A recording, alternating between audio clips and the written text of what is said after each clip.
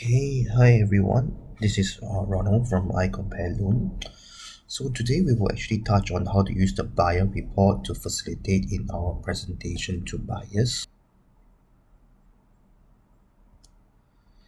So in this tutorial, we will actually see how the report will help us in the below.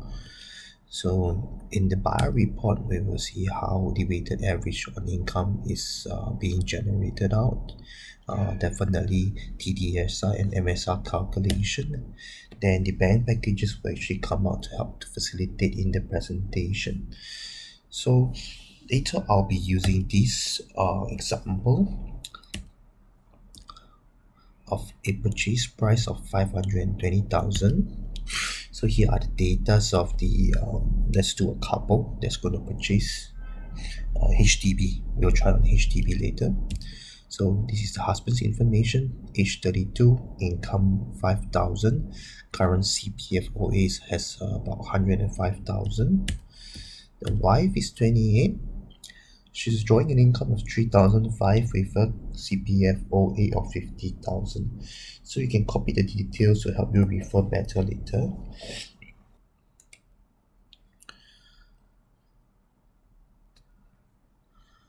I hope that everyone has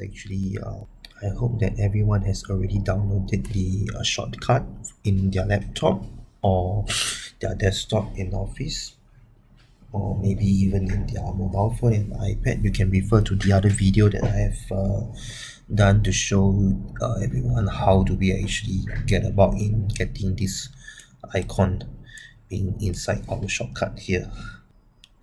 Okay, so let's start by double click on my laptop, then the iCompareloan software will actually pop up, and here is the main dashboard that everyone is pretty familiar with.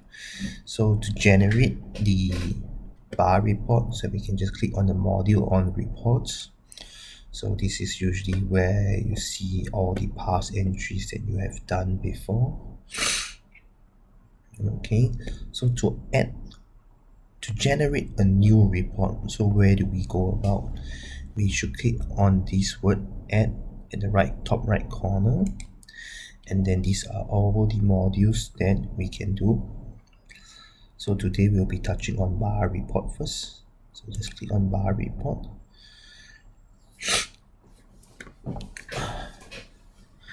So you can see that there is actually like a lot of things to be filled in, but don't worry, later on I will show you what are the things that you just have to fill in, and then very quickly within 2 to 3 minutes we will be able to generate the report. Here you can indicate the mortgage's name. Let's just put simple husband and wife. Okay, so do they own any property at the moment? No, let's keep it as a fresh couple. Just got married, so they are intending to purchase or resale HDB. For CPF OA balance of the husband, he has 105. Okay,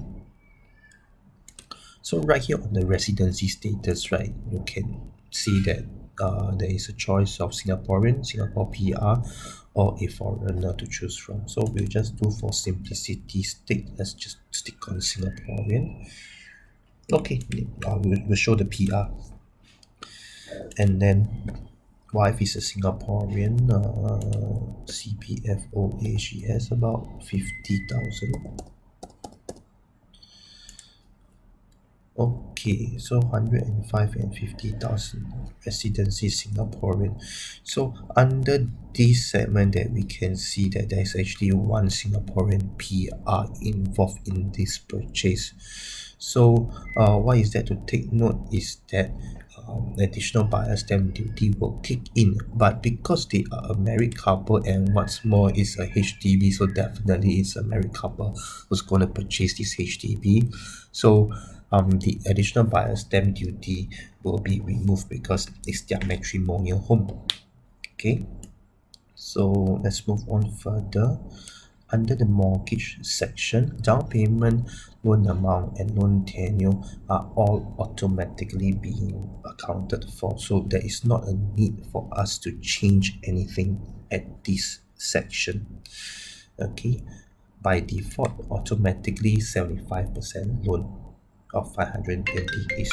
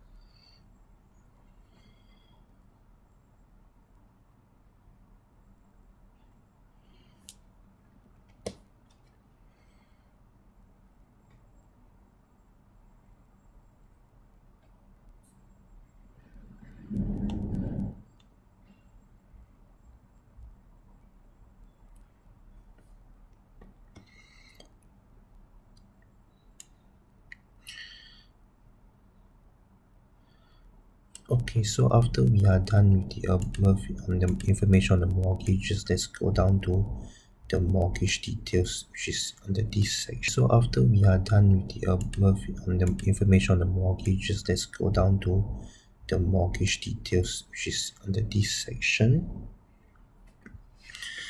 Down payment 25%, loan tenure 25, loan amount 390,000, and the disbursement starts after 3 months.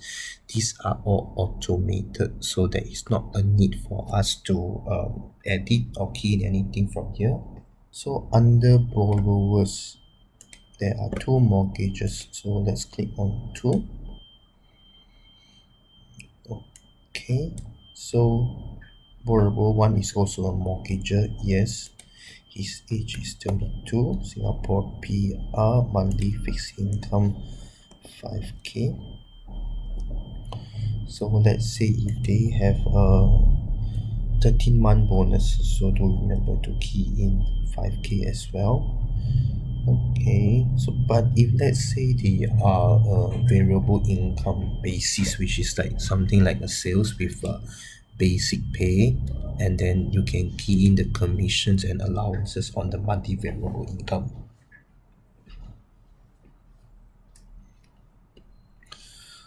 So we have keyed in mortgager one, so let's look at borrower two is also a mortgager, so by default it's a no. So please remember to change it to yes. She's 28, Singaporean. She's earning about 3,005 every year, every month. Sorry, and she has a 13-month bonus of 3,005 at the end of the year.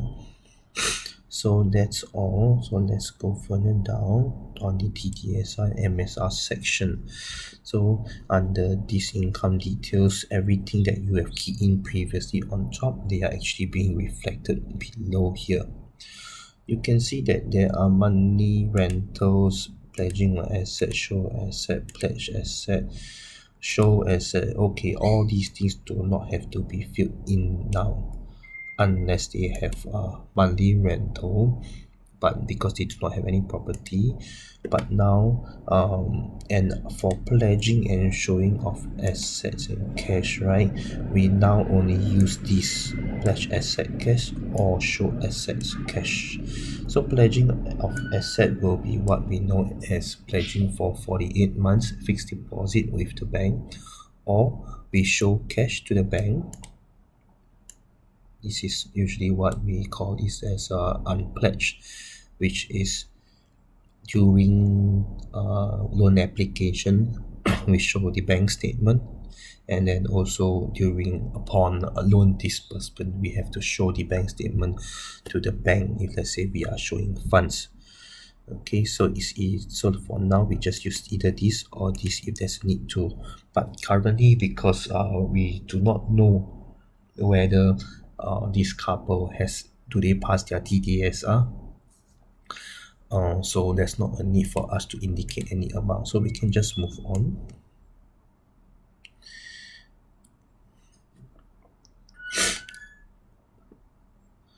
So under here, weighted average age is actually being automatically calculated. Monthly total income auto. So let's just continue to move down. Mortgage debt servicing on their outstanding residential or outstanding commercial loan, none. Purchasing a property, type, price, loan to value, all these are automated, so there's not a need for us to key in anything all the way until here where we see other debt servicing. So for example, if they have a car loan, so for example maybe just put 900, any other personal loan, guarantor servicing. Okay, they do not have. Total number of credit cards probably 2 per person, so there's about 4 of them. Okay, number of credit cards. So once we have indicated 4, you can see that it drops down to credit card 1 to 4 and with the outstanding amount. So outstanding amount you do not have to key in unless on the client's credit card statement actually states that there's late payment. I mean there's an overdue payment that has been interest chargeable. So it doesn't mean that if let's say today I just sign for example a holiday package of 4,000 and I have to key in 4,000 into this outstanding amount. So it's not the case. So if only when there is a interest charge on an amount that is outstanding, then we key in. If not, we can just leave it blank. So number of credit lines if they have. So you can see that everything is automated here at the bottom where the results and the 20SR is being shown. Mortgage debt servicing ratio is being kicked in because it's a HDB. TDSR we still have to adhere to of 33%. So what is the difference between MSR and TDSR? So MSR is just basically looking at your mortgage debt servicing that you can't only for HDB that you can't exceed 30%. So currently we are at 21, which is pretty healthy. So total debt servicing ratio is with in addition of the other debts. It means the current property they are looking at to borrow at 390k, and also what they have currently, which is the car loan of 900 if I am not wrong. Yeah, correct, 900. Okay, so down here you get a quick peek on what is the health of it, and you see both green means good to go. Okay, so now we can see that by default under these mortgage packages, 7 packages have been automatically being generated. Okay, it's a mixture of fixed and floating rates, as we can see, 2 fixed rates and floating rates, which are like board rate, fixed deposit rates, and also SIBOR rates. So sometimes we do not need so many. Usually I would just advise to put 3, but then under this system they actually automatically reflect for you 7, so it's easy for you to choose from, and then usually they will filter out the lowest. Okay, so let's remove all of them by clicking on remove.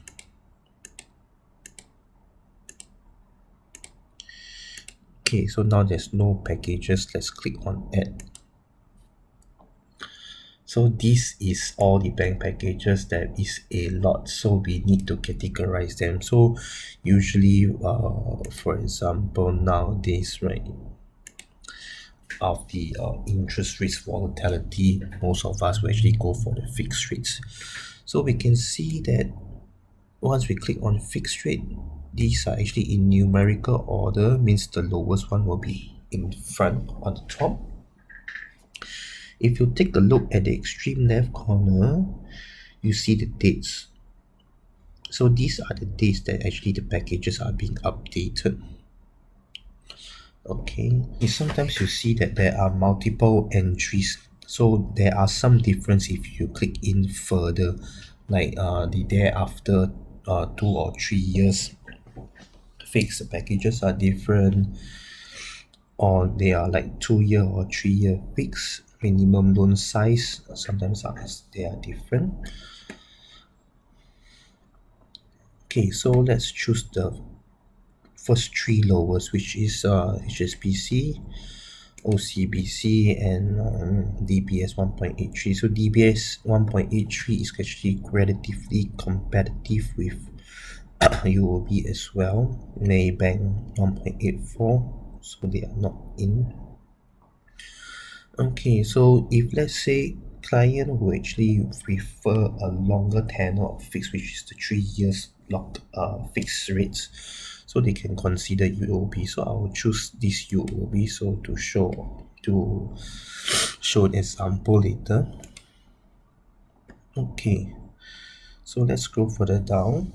So we are coming to an end of the input for the report. Under comments, you can actually key in anything that you like to state inside. If not, you can just leave it blank. Only if you can choose to show the bank name, yes or no. Amortization table, yes or no. Extra comment from template. So for this, I would like everyone to choose this, the last one, which is the AIP or new residential loan. So later I will actually explain what is this for.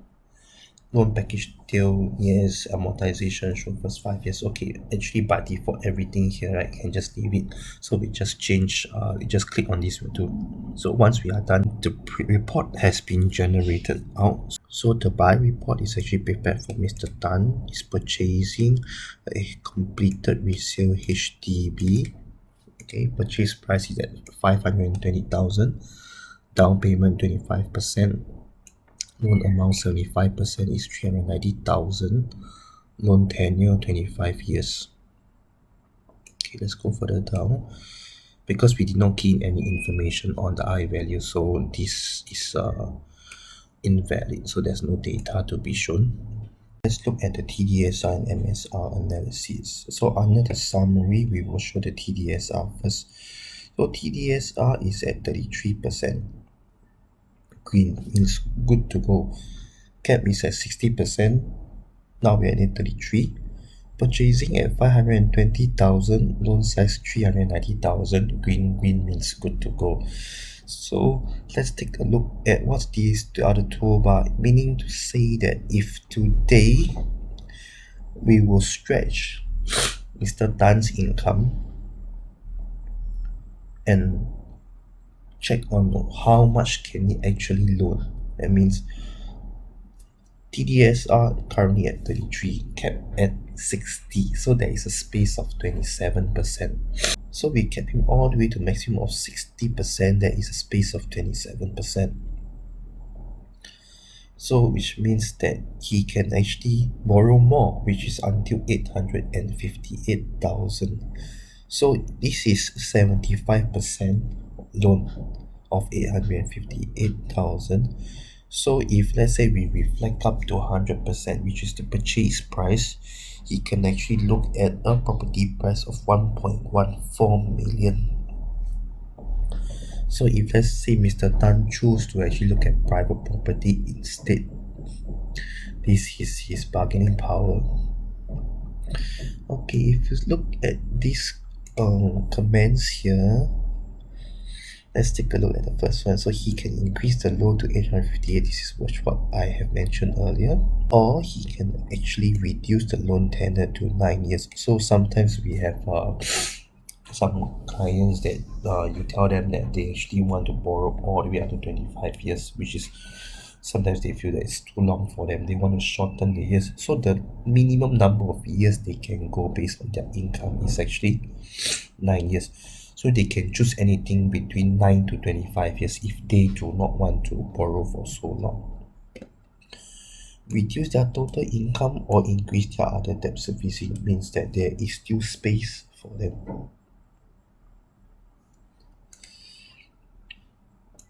Okay, now let's take a look at MSR. MSR is 21%. Cap is at 30%. So this is good to go. Purchasing at 520,000, loan amount 390k. So actually, for if let's say he wants to look at higher prices of HDB, can he afford or not? So they actually have the capacity to loan up to 539,000 based on their MSR. So if let's say we reflect it as upon to the purchase price, we can actually look at 18,000. That means they can actually look even at EA or executive mention that if they prefer larger space. So similarly for MSR, they will have all these comments here. So we can increase the loan amount, or so it's a either or thing, increase the loan amount or reduce the loan tenure to 16 years. So you can see that there's a difference in the above 16 and 9. Okay, so very clearly we can see that TDS are pass, MSR also pass, means good to go. So what are all these numbers here on the left? These are all numbers that is being used to calculate the TDSR and MSR. So how do we justify or verify these numbers? So for example, okay, their total income is $8,995.83. Mortgage debt servicing is 1952, other debt 1001, total debt 3000. So how do we use these numbers? So for MSR first, let's take a look at MSR 21%. So this number is actually 1952.43 divided by 8995.83. You can actually use your calculator and do this division, and you can see that it's actually 21%. This is your MSR. So what is TDSR? As simple as adding these two, which is your total debt servicing, 3052.43 divided by 8995.83. So this is how you calculate your TDSR, and you'll get 33%. Okay, let's move on. So under this income detail, will show you a very comprehensive breakdown of the financial status. So their income 100% for 5,000 for fixed income. You can see that variable and annual bonus, or even rental, there's a haircut of 30%. Pledging information, whether do you pledge for 48 months or actually just showing funds, 100%, 30% respectively. Okay, so from here we are able to see that for the husband, his total income is 5291, age 32-year-old, weighted average is 18.82. And then for the wife, age 28, weighted average is 11.53. Her total income is 3007. So for both of them, the total income is 8,995.83, and the weighted average age is 30 years old. So the report actually automatically calculate your weighted average on income, so you do not have to manually go and find out how to calculate that. How to calculate the weighted average age on income is actually a percentage of one income against the total income. So for example, now the husband is earning 5291.67. The total income is 8995.83. So you take 5,291 divided by 8,995. You get a percentage ratio, multiply by 32. So from here you see that the weighted average age is actually 18.82. So I repeat again, let's do the wife one. 3,004.17 divided by 8995.83. multiply by 28 years old, you get 11.53. So this is where you get the weighted average age on for the wife. Okay. Okay, let's move on to mortgage debt servicing. So this is the numbers that you get from earlier 1952 monthly installment. So this is actually not the installment that the customer is going to pay. This is actually the stress test that is being done at 3.5% based on 25 years of 75% loan on 520,000, which is 390,000. So based on 3.5%, the stress test done by the banks, the installment is 1952. So this is where you get your MSR, mortgage debt servicing ratio. Okay, so let's move further down on other debt servicing. So this will include all your other loans or repayment that you will be the client is doing. So car loan is 900, and then there are four credit cards. So per credit card minimum is $50. So we can see that it's a total of 200. So 200 plus 900 give you 1,001 other debt servicing. Okay, let's move further down to property buying financial overview. Okay, under this property buying financial overview, they will show us the mortgage's financial details, such as their residency, are they a married couple, which means this is for a married matrimonial home, how many properties they have, what are their fund balance, and then we move further down, we will come to the financial details, which is their age and how much do they earn. Okay. Okay, mortgage details will reflect the mortgage information for this property that they are looking at. Purchase price of 520, loan to value 75 because they passed their MSR, so the actual loan to value is 75%, 390,000 for 25 years. Okay, then let's move further down. Upfront payment details. So this will be the summary. So a down payment of 25% is 130k. Buyer stamp duty. The first 1%, 2%, 3%, 4% very clearly broken down. So it's 10,200. There's no EBSD because even though there's a SPR is for a matrimonial home. Legal fee 2,005. Valuation fee 200. Agent fee 1% plus 7%. So this is the whole sum. So if let's say this couple is to looking to buy this property, most probably they would have this rough amount of funds inside their CPF plus their bank account. Because why? If let's say they are going to take a bank loan, so how does it work? So this scenario is for minimum cash. So down payment of 25%, 130,000. Minimally 5% of the purchase price got to be by cash if they are taking a bank loan. So these calculations here are actually for bank loans. Minimally 5% cash is 26,000 for cash. So the remaining 20% you can use your CPF.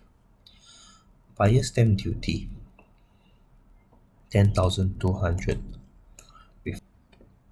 For buyer stamp duty of 10,200 is being reflected on the cash portion.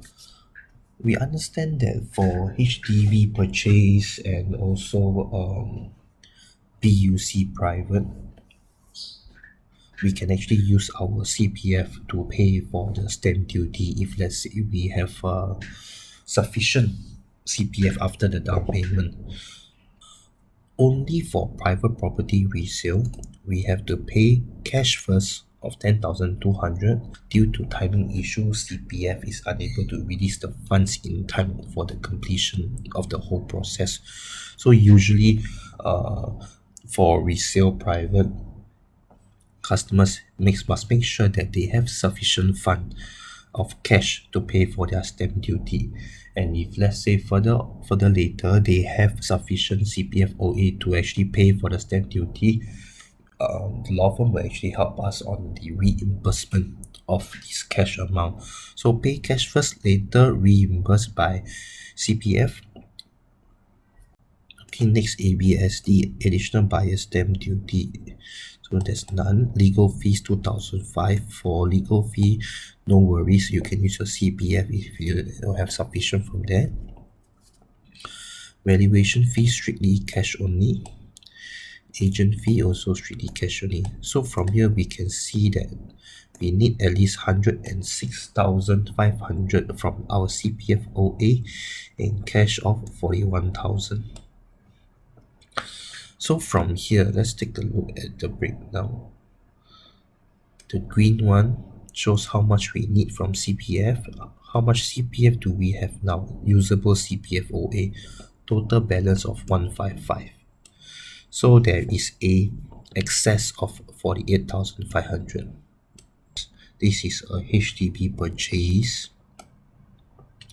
The couple can actually use their excess 48,500 of CPF to deduct this 10,200 of stamp duty. So all in all, they still have roughly around 38,000 of CPF OA inside both their accounts. So after deducting 10,000, so probably they need to prepare upfront 30,000, which is a makeup of 26,000 minimum cash for the bank down payment.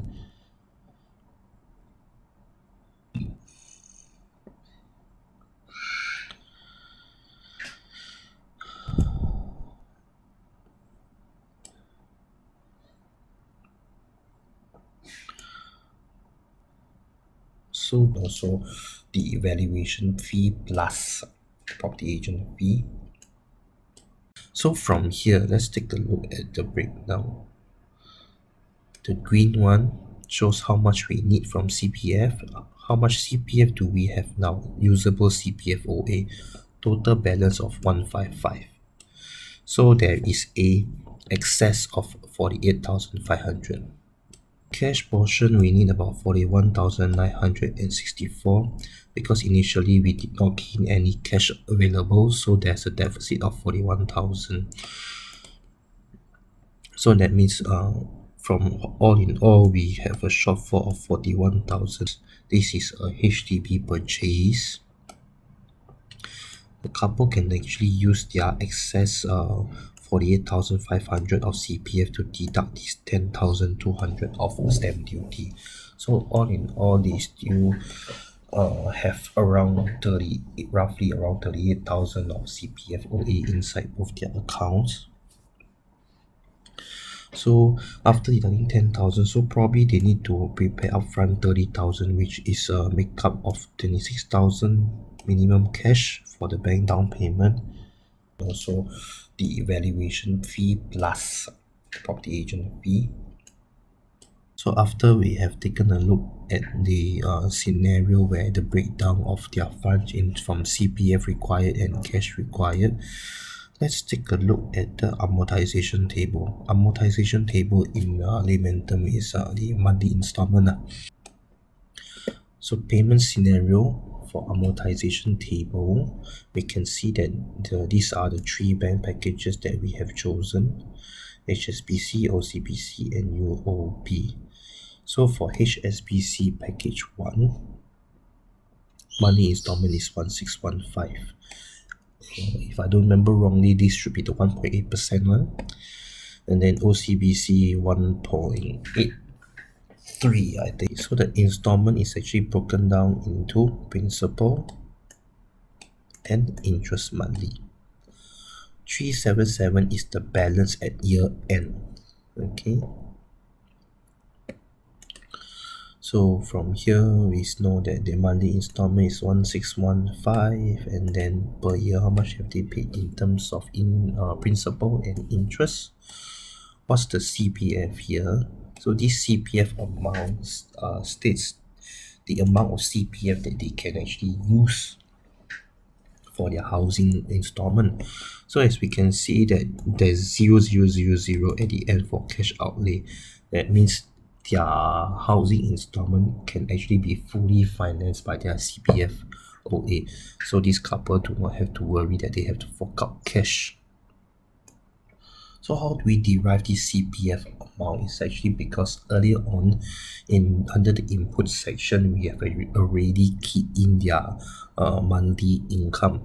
So the monthly income together with their age information, we will actually break them down into the relevant age group and how much CPF contribution is being made, and also how much CPF OA is being contributed based on their income. So we will use the contribution of percentage of their CPF OA, and then we will, to plug the numbers inside here. So it's automated. Okay, so this will be the installment information. Let's look down at the payment scenario, minimum CPF. So I will not go through this section because these are actually the same information as above. Just that minimum CPF means that they will try not to use any CPF as much as possible. Let's go further down. Then if you go further down, you will see this part of the picture, which is the package details. So you will know HSBC, OC, and UOB. The package is 1.8, 1.8 to 1.83. But remember, UOB has the 3 years fixed rate package. So 1.83, 1.83, 2.06. Okay, and then for HSBC, 2-year 1.8%, year 3, year 4, all SIBOR rate. So it doesn't take you to be a specialist in mortgage to understand this, because all the informations are very clearly stated inside the report.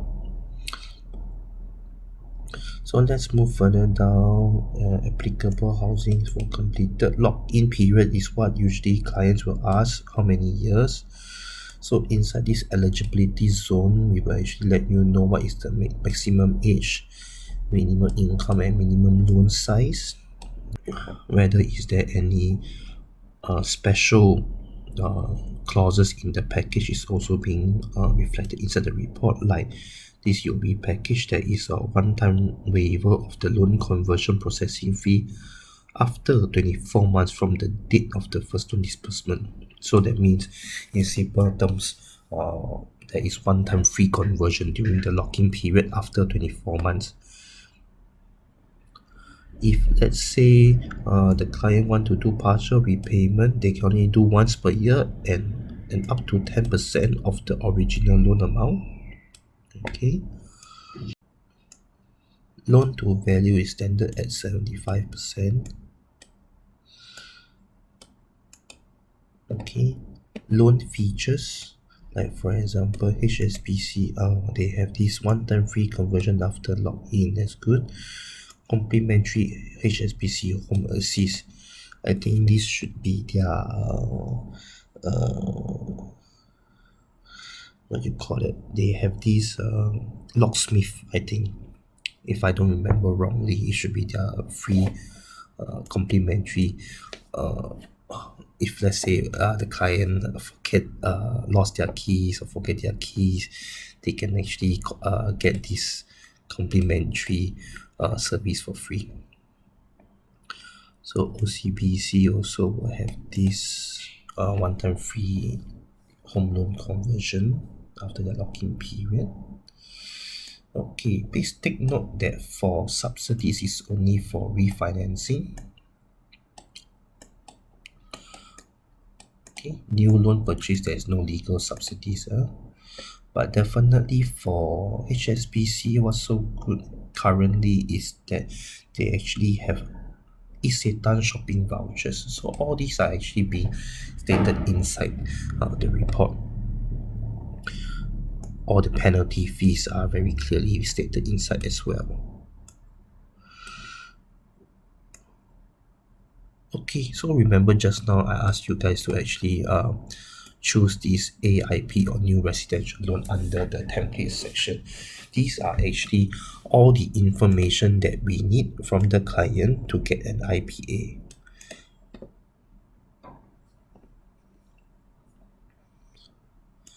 So you can actually help your bankers to send this report to the clients and let them prepare all the documents that they require for the IPA before the banker contacts them. So the process of getting the IPA is faster. So on top is what we need. At the bottom we have a instruction menu on the step-by-step guide how to retrieve the documents. Okay, so that's the end of the report. At the end of it there will be your name, your contact number, email, and also your agency photo. So when you are all good, just click on save. Just put Mr. Tan save report. Once we have saved the report, you want to retrieve the documents, just remember under dashboard, go to reports here, or you can click on the left bar panel, reports. You see Mr. Tan, click on open report.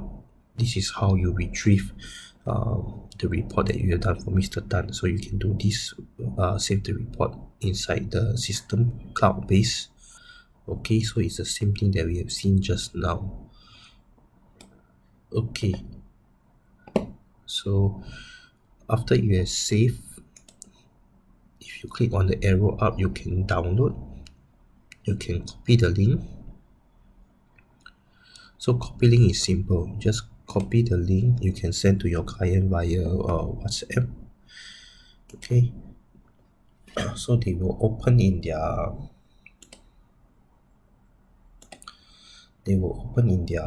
handphone, and then they just paste this URL that you have copied from them. Click on it, and then a report will be shown in this URL. It took us about 40 minutes to generate the reports right from the start, and after which I went through step by step. But does it really take us 40 minutes? Actually it doesn't. I will show you guys again on how do we generate the report, what are the informations that we really need, and how do we actually present the report to the client, the most important areas that they have to take note. Let's start again. Click on report, add buyer report. So today is the first time you see Mr. Tan, and Mr. Tan is actually looking to purchase a resale HDB. So change to HDB, click completed. So roughly in mind, we usually have checked the recent transaction on the vicinity, the area, and also based on the past transaction. Most probably you guys already have an idea of how much that we should be offering. So like before, we have seen that it should be around 520,000. Intent to loan, yes. Legal fee, all these are standard. Valuation fee. We scroll down, we skip the I value. Mortgager 2. In fact, you do not even have to key in the name. Just put this 105.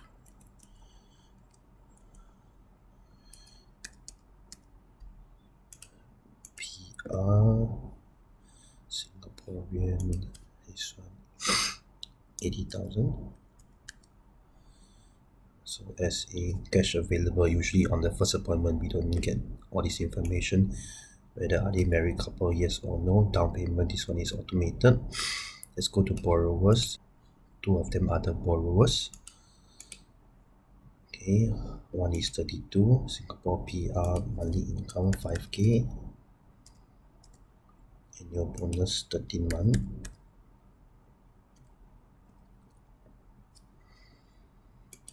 Borrower 2 is also a mortgager, age 28, Singaporean, 3005.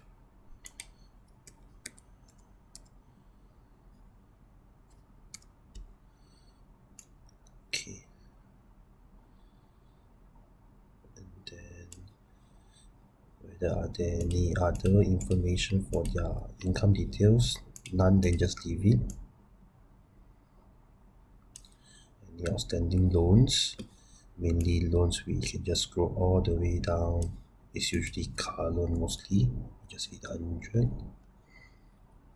Number of credit cards, 4.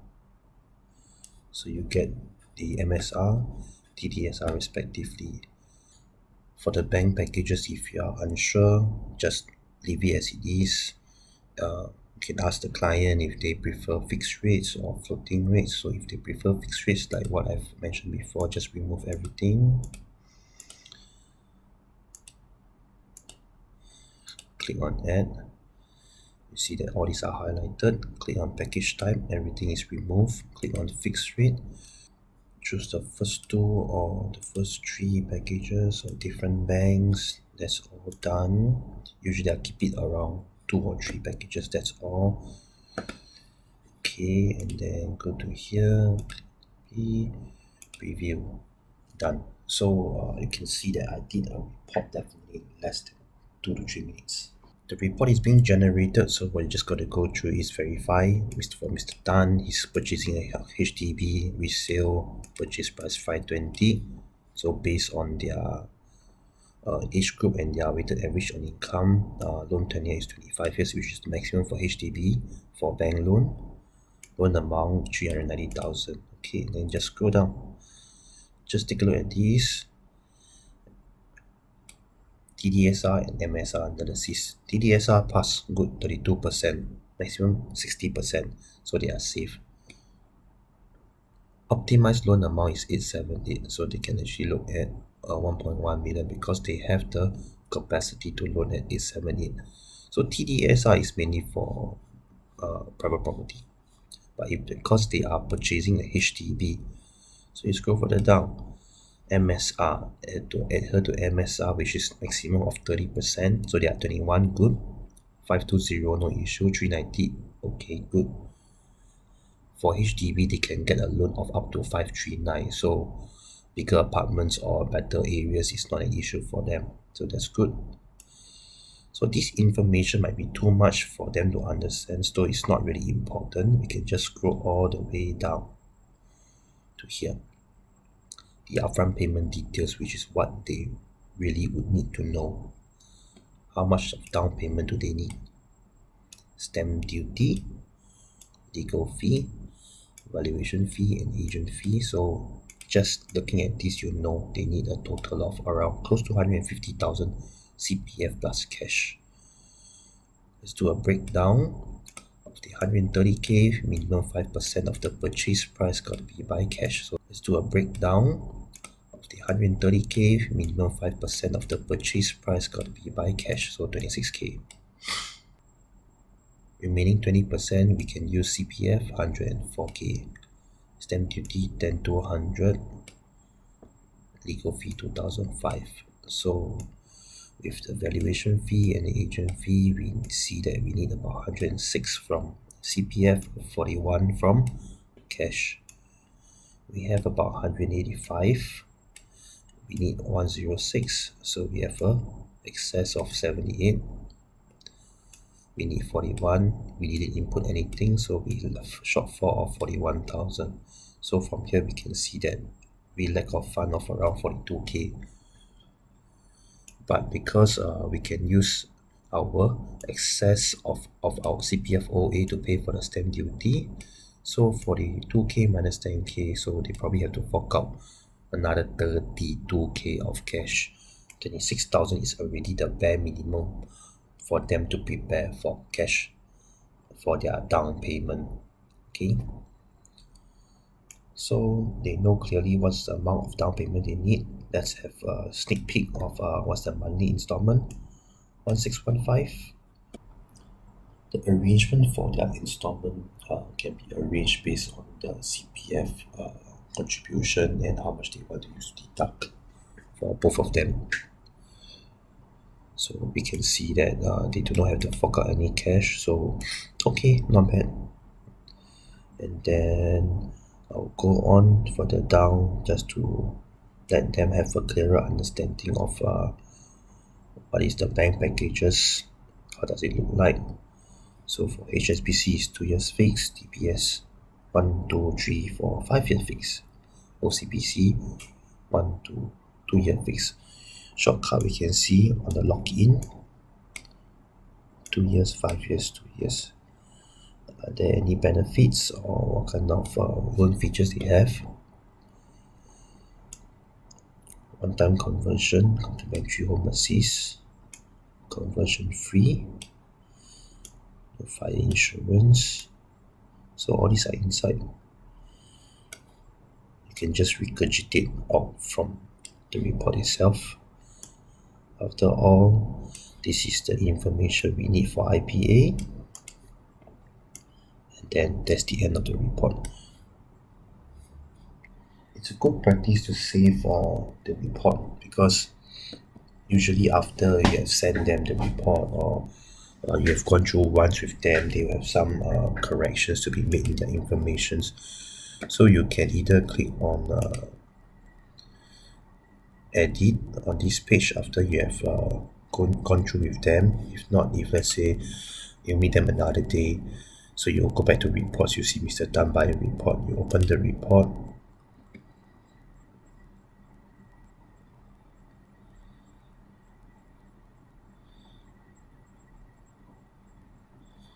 click edit, same thing, go here, then they say okay, hey Ronald, we have prepared about 50k of cash.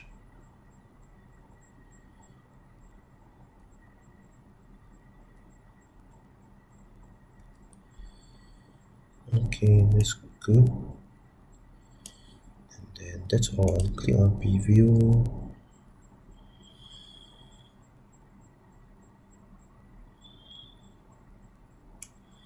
So now everything is the same, just that the report looks better because they have inputted the amount of cash they have on hand, 50k, so there is no longer any shortfall.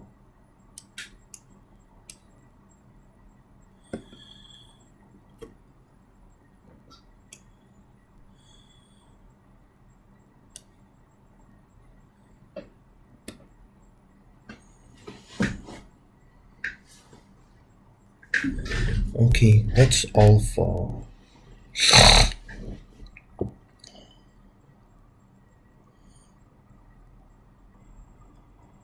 I hope that the video tutorial is clear enough to help everyone to practice at their own time. So that's the end for the buyer report, and we'll see you guys next time for the other tutorials. Thank you.